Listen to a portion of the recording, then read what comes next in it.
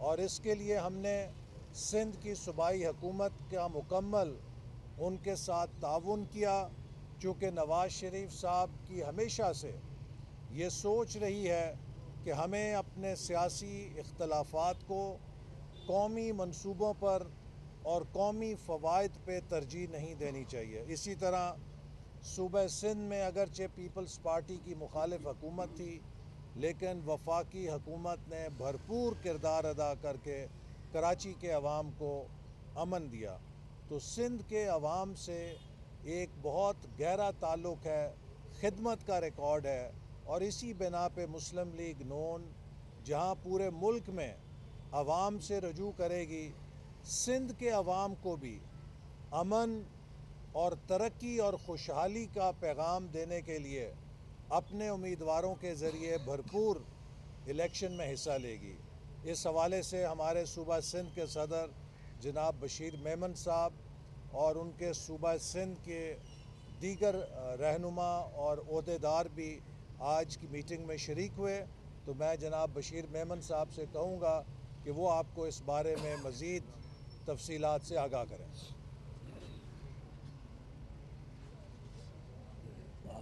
بہت مہربانی احسن اقبال صاحب۔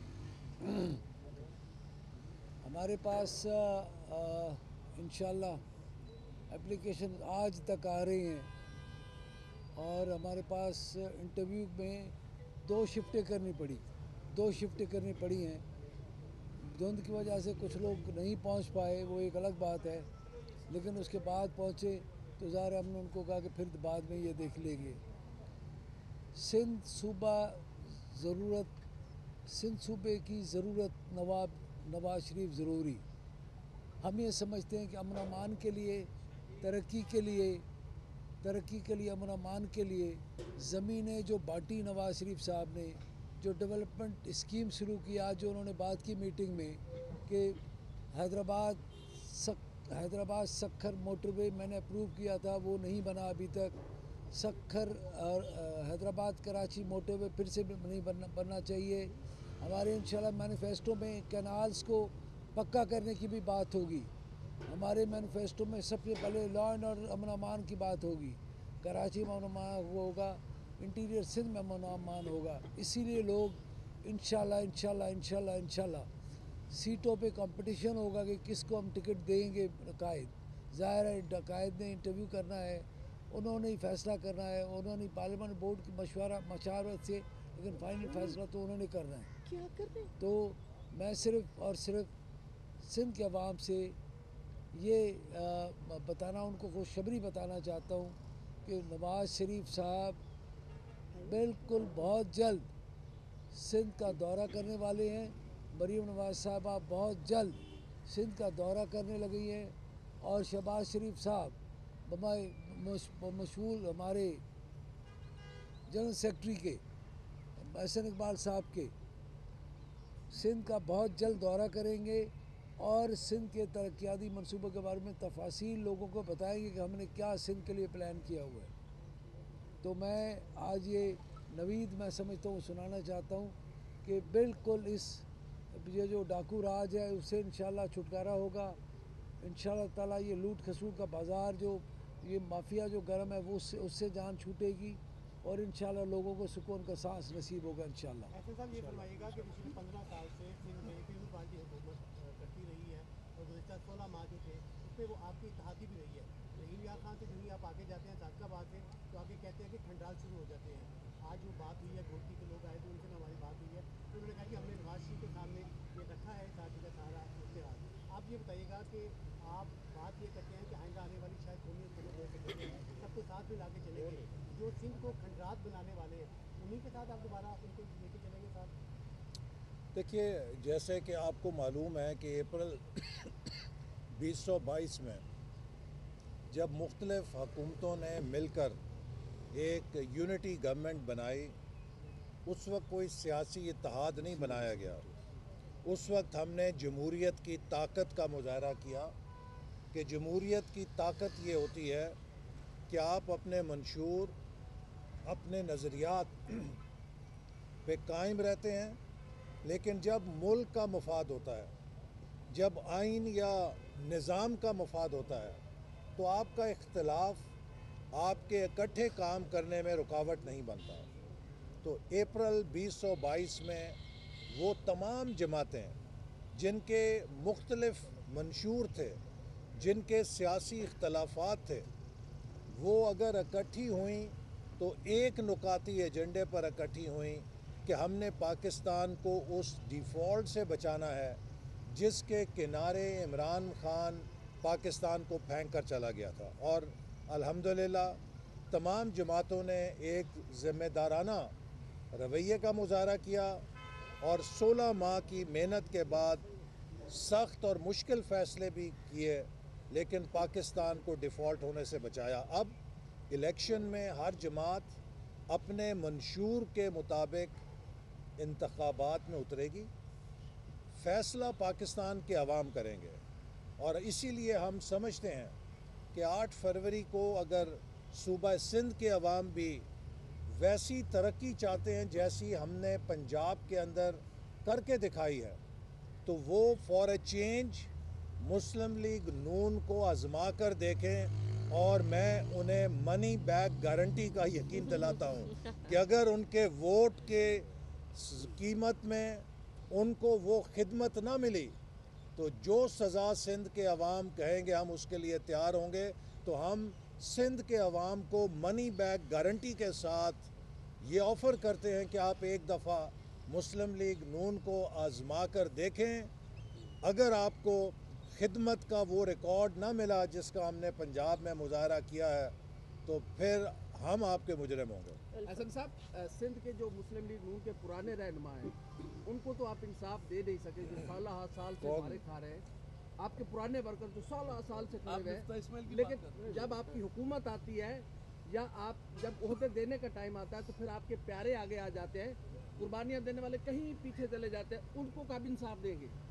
آج کی میٹنگ میں جو امیدوار تھے ان میں ایک بہت بڑی تعداد ہمارے ان کارکنوں کی بھی تھی جنہوں نے 1993 سے 1997 سے مسلم لیگ نون کا جھنڈا پکڑ رکھا ہے، اور وہ سندھ کی تنظیم میں عہدوں پر بھی فائز ہیں. اور ہم ایسے تمام کارکنوں کی بہت قدر کرتے ہیں کہ جنہوں نے چاہے مارشاء اللہ کا سورج سوا نیزے پہ آیا، چاہے پیپلز پارٹی کا انتقام آیا ہو یا عمران خان کا انتقام آیا ہو، انہوں نے کبھی نواز شریف صاحب سے اور مسلم لیگ نون سے غداری نہیں کی. وہ ہمارا اثاثہ ہیں اور وہ پارٹی کے ساتھ ہیں. اچھا حسن صاحب، یہ بتائیے گا کہ بلاول بھٹو آج لاہور پہنچے ہیں، پورے ملک میں انہوں نے بھرپور تنقید کی نون لیگ کے اوپر، اس وقت بھی کر رہے ہیں، تو کیا نون لیگ پیپلز پارٹی کے بیک فٹ پہ چلی گئی ہے، ان سے ڈر رہی ہے، خوف کھا رہی ہے؟ دوسرا بتا دیں سندھ میں جو سیٹ ایڈجسٹمنٹ ہے اس کی وجہ سے غور و خوض کیا گیا آج؟ دیکھیے، میں اس بارے میں صرف یہی کہوں گا کہ الحمدللہ مسلم لیگ نون اپنی کارکردگی کے لحاظ سے اللہ کے فضل سے بہت پر اعتماد ہے. جس کے دامن میں ملک کی خدمت کے منصوبے ہوں، جس کے دامن میں پاکستان کی ترقی کی کارکردگی کا ریکارڈ ہو، اور جس کے ویژن میں مستقبل کا ترقی کا نقشہ ہو، اسے منفی سیاست کی ضرورت نہیں ہوتی.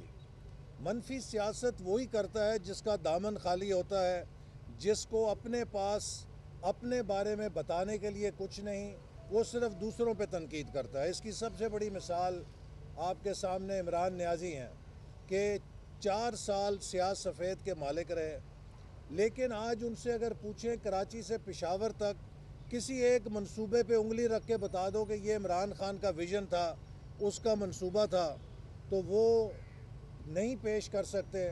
صرف چور ڈاکو منفی تقاریر، لوگوں کی پگڑی اچھالنا.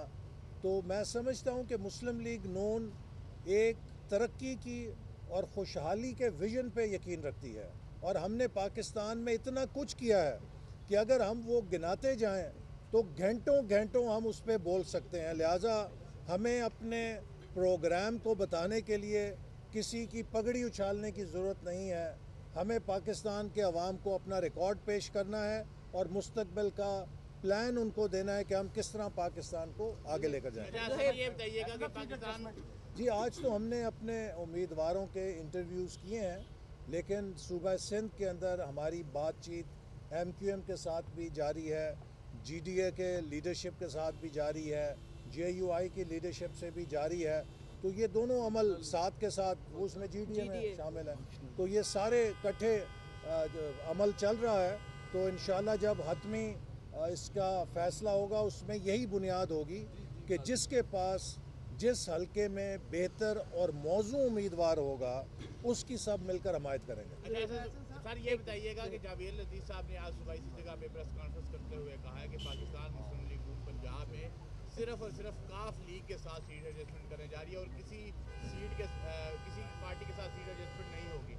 تو دیگر پارٹیوں کے رہنماؤں سے بھی آپ کی کمیٹیاں جو ہیں وہ ملاقاتیں کر رہی ہیں، تو وہ ملاقاتیں سیٹ ایڈجسٹمنٹ کے علاوہ کس مقصد کے لیے ہیں؟ آئی پی پی خاص کر دیکھیے اس وقت بہت ساری جماعتیں مسلم لیگ نون کے ساتھ انتخابی ایڈجسٹمنٹ کرنے میں دلچسپی رکھتی ہیں. ہماری بات چیت ان کے ساتھ جاری ہے، لیکن جو رہنما اصول ہے وہ یہی ہے کہ ہم انتخابی ایڈجسٹمنٹ سیٹ ہارنے کے لیے نہیں کر سکتے.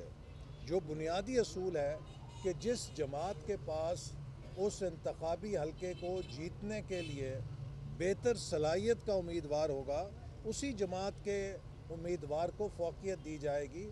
تو جو سیٹ ایڈجسٹمنٹ کا اصول ہوتا ہے وہ یہی ہوتا ہے کہ سیٹ کو جیتا جائے. یہ کوٹا سسٹم نہیں ہے کہ جس میں آپ نے کوٹا تقسیم کرنا ہے جیت ہار کی پرواہ کیے بغیر. الیکشن ایک انتخابی ریس ہے اور اس کے اندر وہی امیدوار اتارے جاتے ہیں کہ جن کے ذریعے آپ زیادہ سے زیادہ کامیابی حاصل کر سکیں. شہباز شریف صاحب کو پھر سے کراچی سے الیکشن لڑانے کی بات کی جا رہی ہے، صرف وہی ہے یا مریم نواز کے حوالے سے بھی باز گشت چل رہی ہے کہ وہ بھی کراچی سے دیکھیے اس وقت جی میں عرض کروں، کراچی کے لیے جو ہماری سندھ کی تنظیم ہے اس نے آپ سن لیں، کراچی کے لیے ہماری سندھ کی تنظیم نے آج قیادت کو دعوت دی ہے کہ مسلم لیگ نون کی مرکزی قیادت میں سے کسی کو کراچی سے الیکشن لڑنا چاہیے، اور اس کے بارے میں انشاءاللہ پارٹی جلد فیصلہ کرے گی. اور ہم کراچی میں ضرور ہماری مرکزی قیادت سے ایک امیدوار ہوں گے تاکہ ہم کراچی کو پیغام دیں اور صوبہ سندھ کو پیغام دیں کہ ہم ان کے ساتھ ہیں اور ہم ان کی ترقی کے لیے کامیاب ہو کے دن رات محنت کریں گے. Thank you.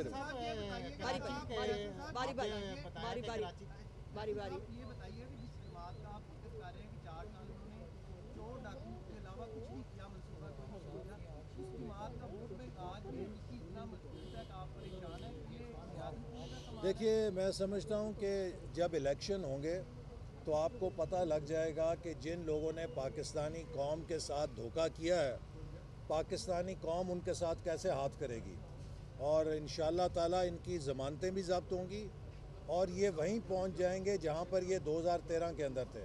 P T I جو ہے 2024 کے انتخابات میں اپنی اصلی جگہ پر آ جائے گی، چونکہ وہ نوجوان جنہوں نے پہلی دفعہ ووٹ دیا تھا ان کو عمران خان نے چکنی چپٹی باتیں کر کے ورگلایا، اور اس کے بعد 4 سالوں میں نوجوانوں کو دھکے دیے، نوجوانوں کو بے روزگاری دی، یونیورسٹیز کو تباہ کر دیا جہاں سے نوجوان مستقبل کے لیے تیار ہوتے ہیں، نوجوانوں کے لیپ ٹاپس بند کر دیے، نوجوانوں کے تمام ترقی کے منصوبے بند کر کے معیشت تباہ کر کے ان کو مایوسی دی. تو اس لیے اب نوجوانوں نے جو عمران خان کے پیچھے لگے تھے بہت تجربہ حاصل کیا ہے، اور وہ سب اب مسلم لیگ نون کے ہم نوا ہیں، ساتھی ہیں.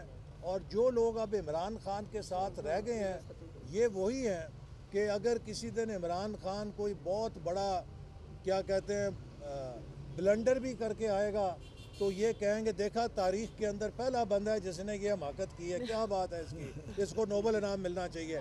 تو انہوں نے تو اس کو ہر قیمت پہ جسٹیفائی کرنا ہے، لیکن ہر وہ شخص جس کا ذہن کھلا ہے، جو آزاد سوچ کے ساتھ سوچتا ہے، اس کے لیے 4 سال کی عمران خان کی کارکردگی کافی ہے. اس نے اسے اس سے متنفر کر دیا ہے اور اب وہ انشاءاللہ آئندہ مسلم لیگ نون کو ووٹ دیں گے.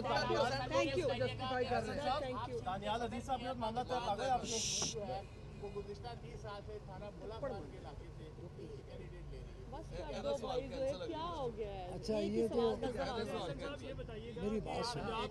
सर आ जाए, सर आ जाए, सर आ जाए, सर आ जाए, सर आ जाए। मेरे पास से ये तो ज़ाती सा सवाल सा लगता है, ज़ाती सवाल सर आ लगता जाए, है। Thank you very much.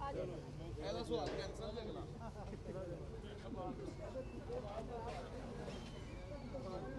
अगला वाले भी धनी वो भाई